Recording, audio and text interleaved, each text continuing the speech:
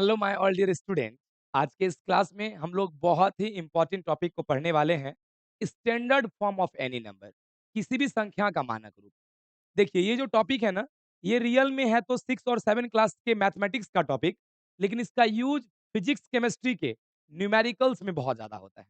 और आपको बड़ा आश्चर्य लगेगा, इस टॉपिक को नहीं जानने की वजह से ही 90% बच्चे से न्यूमेरिकल्स नहीं बनते हैं। तो मैं इस टॉपिक को इस कदर मैं आपके दिमाग में रख दूंगा बाबू, कि आज के बाद आपको कभी भी फिजिक्स और केमिस्ट्री के न्यूमेरिकल्स को बनाने वक्त में थोड़ी भी प्रॉब्लम्स नहीं होगी। तो चलिए बिना बात के स्टार्ट करते हैं आज के इस इंपॉर्टेंट से सेशन को। आप लोग प्लीज वीडियो को स्किप मत कीजिएगा, शुरू से लेकर लास्ट तक जरूर देखिएगा, तभी आपको समझ में आएगा। चलिए तो समझिए। देखिए, सबसे पहले आपको हम कुछ बताते हैं, ध्यान दीजिएगा। आप एक चीज देखते होंगे फिजिक्स में या केमिस्ट्री में कहीं पे भी, जैसे आप लोग क्लास 10th में इस वैल्यू को देखे होंगे, लेकिन आप लोग क्या देखे होंगे कि टीचर क्या किए होंगे, इस वैल्यू को ना ऐसे नहीं लिख के टीचर उसे ऐसे लिख दिए होंगे, 3.6 into 10 to the power 6 joule. तो हम लोग को मन में अक्सर ये आ जाता था कि जब ये नंबर को ऐसा क्यों लिखा गया, क्या ज़रूरी है? या आप लोग देखते होंगे न्यूमेरिकल्स बनाने के भी दौरान देखते होंगे आप लोग कि मेरा आंसर आया मान लीजिए 1400, लेकिन आंसर जब देख रहे हैं ना, तो आंसर लिखा है 1.4 इंटू 10 to the power 3, कुछ ऐसा लिखा हुआ है। तो हम लोग सोचते थे यार कि जब ऐसा आंसर आ ही गया, मानते हैं कि ये भी वही सेम है, यही सेम यही है, ये भी बाबू वही है रे। लेकिन हम लोग के मन में आता था कि जब ये दोनों सेम ही है तो मैं ऐसा लिखता हूं तो बुक में भी ऐसा ही आंसर क्यों नहीं रहता है, क्यों उसे ऐसे करके लिखा जाता है?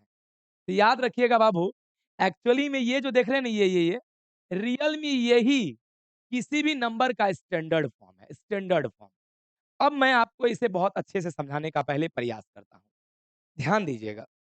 देखिए, standard form of any number real में क्या है, ध्यान देना, अब तुमको समझ में आएगा क्यों हमेशा 1400 को 1.4 इंटू 10 to the power 3, क्यों 36 50 को 3.6 into 10 to the power 6 joule लिखा जाता था, क्यों, आखिर क्यों? तो ध्यान दीजिएगा बाबू। एक्चुअली में आप लोग ध्यान दीजिए, आप लोग बचपन से बहुत सारे नंबर पढ़े होंगे, बहुत सारे नंबर पढ़े होंगे। जैसे 100 भी एक नंबर है, 742 भी एक नंबर है मान लो। मान लो 1842 1878 भी एक नंबर है। मैं कुछ भी अपने मन से मैं कुछ-कुछ नंबर ले रहा हूँ। ये सब नंबर है ना, लेकिन आपको पता होना चाहिए ये नंबर है, ये नंबर है, लेकिन ये नंबर का स्टैंडर्ड फॉर्म नहीं है। स्टैंडर्ड फॉर्म का हिंदी होता है मानक रूप।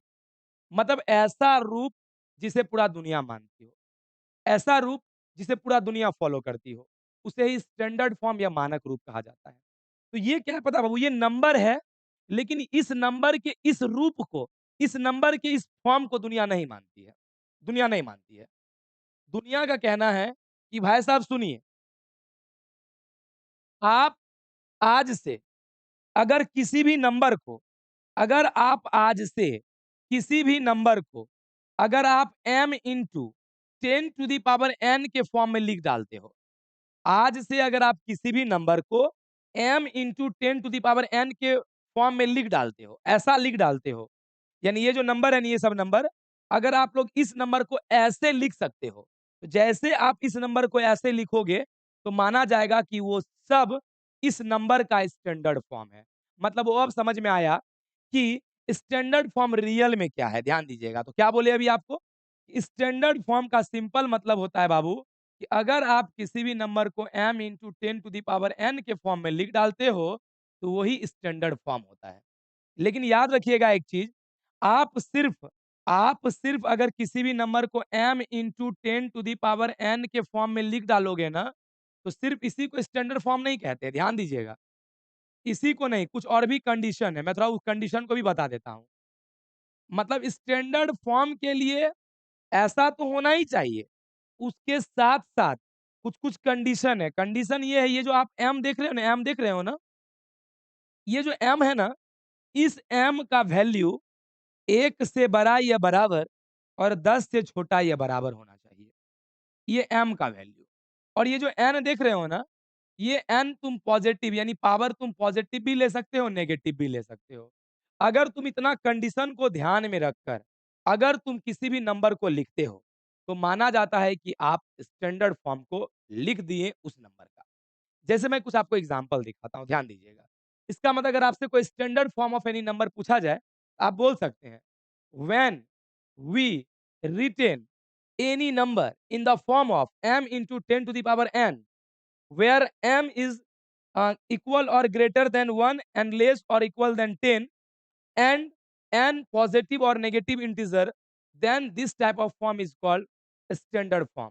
हिंदी में यदि आप किसी भी संख्या को m गुना 10वें पावर n के रूप में लिख देते हैं, जहां m का मान 1 से ज्यादा और बराबर और 10 के से छोटा और बराबर होना चाहिए तथा घात यानी n जो होना चाहिए वो धनात्मक और ऋणात्मक होना चाहिए, तो समझा जाएगा कि आप कहीं न कहीं स्टैंडर्ड फॉर्म यानी मानक रूप को लिख डालें। अब ध्यान दीजिएगा, थोड़ा-सा मैं इसके बारे में और भी अच्छे से समझाता हूँ, ध्यान देना।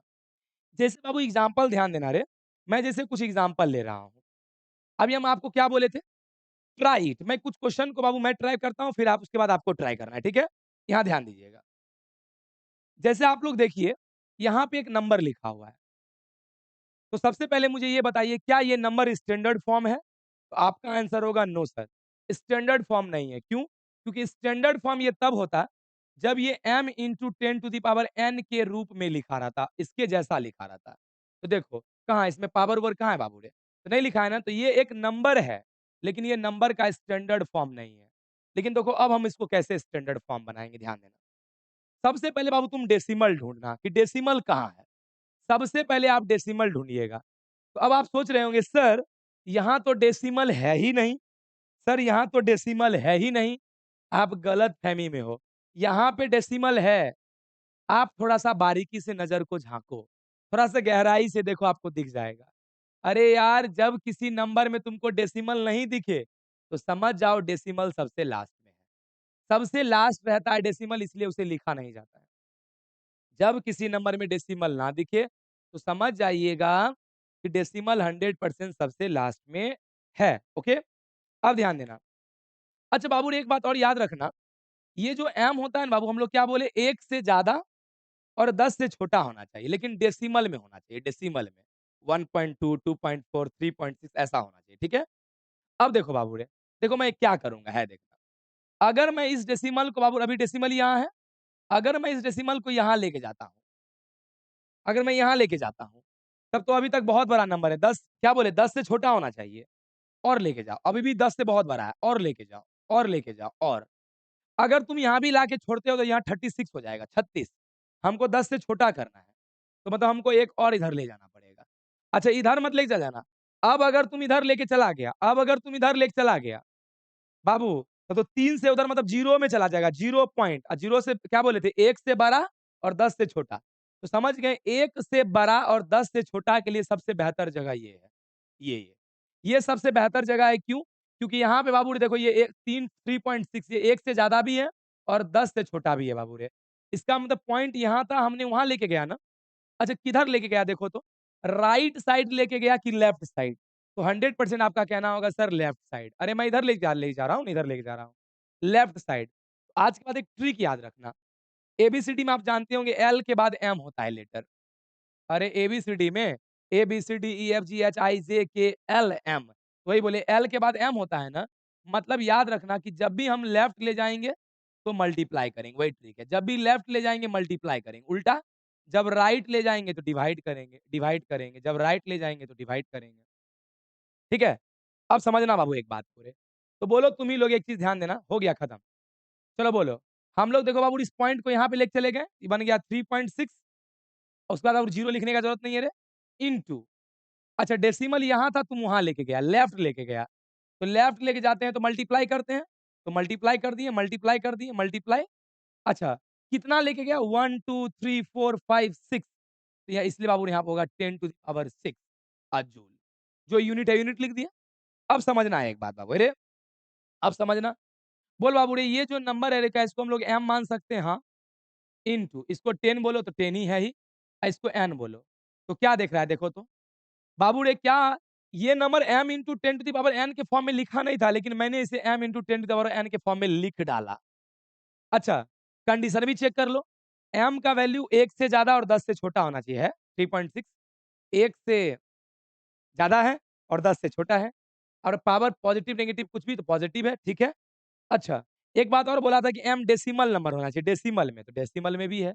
मतलब वो सारा कंडीशन को फुलफिल कर रहा है, तो हम लोग इस फॉर्म को ही बाबू स्टैंडर्ड फॉर्म कहेंगे, वैसा फॉर्म जिसे पूरा दुनिया मानती है। तो चलिए, अब मैं आशा करता हूँ कि अब तो आप लोग बाबू तुरंत-तुरंत देख के समझ सकते हो। देखो, यहाँ देखो अब। अब बाबू रे तुम लोग इसको देखना। इसका स्टैंडर्ड फॉर्म बोलो, अभी ये स्टैंडर्ड फॉर्म में नहीं लेकिन लिख सकते हैं। कैसे?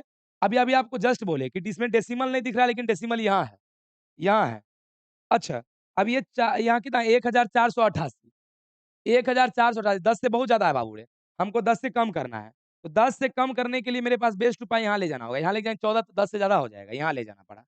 यानी बाबू देखना रे क्या करना पड़ा, यानी बाबू 1.4 गौर सुनना, देखना सबको है। 1.4 क्योंकि यहाँ था हम यहाँ लिख गए 1.488 ज़ीरो रहने के बाद नहीं लिखते हैं लेकिन ज़ीरो ज़ीरो के अलावा रहने के बाद लिखना पड़ता है बाबू रे 88 लिख दिए। अब देखो यहाँ था उधर लेके गए ना लेफ्ट तो मल्टीप्लाई कर दिए और चूँकि कितना डिजिट ले गए 1, 2, 3 ले गए 10 पे पावर 3 होगा, हो गया। ये स्टैंडर्ड फॉर्म है बाबू रे। चलिए गुड। अब आप लोग बाबू रे ध्यान देना, मैं आप लोग को भी कुछ क्वेश्चन दूँगा, उसको आप लोग कमेंट में बाबू रे आपको जवाब देना है, ध्यान देना है, ठीक है? चलिए, मैं इस क्वेश्चन को बताता हूँ, फिर ये बताऊँगा, ये आपका बाबू रे रहेगा, आप करके बताओगे इसके बारे में। देखिए, अभी ये स्टैंडर्ड फॉर्म नहीं है, क्यों? क्योंकि m into 10 to the power n के फॉर्म में लिखा हुआ नहीं है। तो चलो हम लोग इसको m इंटू 10 पावर n के फॉर्म में लिखते हैं, देखना कैसे लिखेंगे। अभी बाबू ये इसलिए नहीं है, देखना है रे, देखो अभी तो ये 0 है, 0.1 है, मतलब 1 से छोटा हो गया, हमको 1 से बड़ा भी करना है ना, तो पहले देखो अभी ये बार डेसिमल दिया हुआ यहाँ है, अब तो पहले डेसिमल को पहले यहाँ कर दो, यानी 1.6। अच्छा, इस बार हम लोग लेफ्ट नहीं बल्कि राइट लेके गए, तो डिवाइड करेंगे। चूँकि सिर्फ़ 1 डिजिट ले गए हैं, तो सिर्फ़ 10 से डिवाइड करेंगे। इसी को हम लोग 1.6 इंटू यहाँ पे पावर 1 है, ऊपर जाएगा तो -1 हो जाएगा। हो तो गया। इसको m बोल दो इंटू इसको बाबू रे 10 टू द पावर इसको n बोल दो। हो तो गया m into 10 to the power n। ठीक है बाबू रे? देख भी लो 1 से ज़्यादा, 10 से छोटा, पावर प्लस माइनस कुछ भी हो सकता है, डेसिमल नंबर हो गया। अरे! सारा कंडीशन को फुलफिल कर रहा है।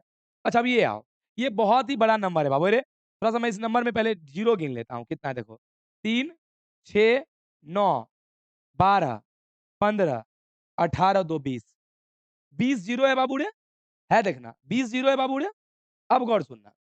अच्छा, अभी यहाँ पे डेसिमल देखो इस नंबर के बीच में कहीं भी नहीं है, तो कहीं नहीं है तो हम लोग समझ गए। जब डेसिमल कहीं ना हो मतलब सबसे लास्ट में है। अच्छा, अभी तो बाबू हमको क्या करना है रे? इसको बाबू स्टैंडर्ड फॉर्म में लिखना है और स्टैंडर्ड फॉर्म के लिए हमको 1 से ज़्यादा और 10 से छोटा चाहिए। है देखो इसको डायरेक्ट लेके जाना पड़ेगा यहाँ, यहाँ। क्योंकि अगर 1 को अंक उधर ले जाते 60, 10 से ज़्यादा हो जाता। अगर उधर ले जाते तो 1 से छोटा हो जाता। हमको यहाँ रखना पड़ेगा यहाँ। तो क्या हुआ बाबू ध्यान देना रे, हम लोग को कहाँ रखना पड़ा बोलो? 6 के जस्ट बगल में, तो 6.022 जहाँ तक नंबर होता है वहाँ तक लिखना पड़ता है, फिर 0 को छोड़ देना पड़ता है। Into 10 to the power. अच्छा इंटू क्यों किए ध्यान देना बाबू रे, तुम समझ रहा होगा डिवाइड के बदला इंटू क्यों किए? क्योंकि ये नंबर यहाँ था और इसको हम इधर लेके गए लेफ्ट, तो लेफ्ट L से लेफ्ट M से मल्टीप्लाई तो लेफ्ट ले गए इसलिए मल्टीप्लाई कर दिए। अब देखना बाबू रे चूँकि हम इतना दूर ले गए तो गिन लो, तो 20 ज़ीरो है ना 21, 22, 23 ओह! 23 यानी 10 पे पावर 23 और मैं आशा करता हूँ कि आप इस नंबर को कभी न कभी देखे होंगे। मोल में, आप जानते होंगे कि 1 मोल बराबर होता है 6.022 इंटू 10 टू द पावर 23 इतने ही नंबर्स को मोल कहा जाता है। तो अब समझ में आया हो कि मोल जितना दिखने में छोटा होता है उतना ही बहुत बड़ा नंबर होता है। देखो, इतना बड़ा होता है कि तुम्हारे गिनती का सारा रूल खत्म हो जाएगा। चलिए, अब बाबू रे इस क्वेश्चन को आप लोगों को बना के कमेंट बॉक्स में जाना है और कमेंट बॉक्स में अपने आंसर को बताना है कि आपका आंसर कितना है। इससे पता चलेगा कि आप वीडियो को लास्ट तक देखे थे या नहीं और दूसरी बात आपको हमको पता चल पाएगा कि आप सीख पाए या नहीं। इस नंबर का क्या होगा स्टैंडर्ड फॉर्म आप लिख के दिखाइएगा। मैं आशा करता हूँ कि आपको ये बहुत ही ज़्यादा अ, ये वीडियो आपको बहुत ज़्यादा हेल्प करेगा न्यूमेरिकल्स को बनाने में। मैं इसी आशा और विश्वास के साथ आज की इस क्लास को ख़त्म करता हूँ। आप लोग प्लीज़ हमारे इस प्यारे से चैनल से जुड़े रहें, साथ देते रहें, हमेशा अपना प्यार बनाए रखें। आप लोगों की सपोर्ट और प्यार की बहुत ज़रूरत होती है हर शिक्षकों को। आप लोग बस इसी तरह से प्यार करते रहें। मिलते हैं हम लोग नेक्स्ट वीडियो में इससे भी ज़्यादा इंटरेस्टिंग टॉपिक्स के साथ और आपको भी अगर कोई टॉपिक के ऊपर वीडियो चाहिए तो आप कमेंट भी कर सकते हैं मुझे, मैं उस टॉपिक के ऊपर भी वीडियो बना दूँगा। चलिए, थैंक यू सो मच मिलते हैं हम लोग नेक्स्ट वीडियो में। आज के लिए भी इतना ही। जय हिंद, जय भारत।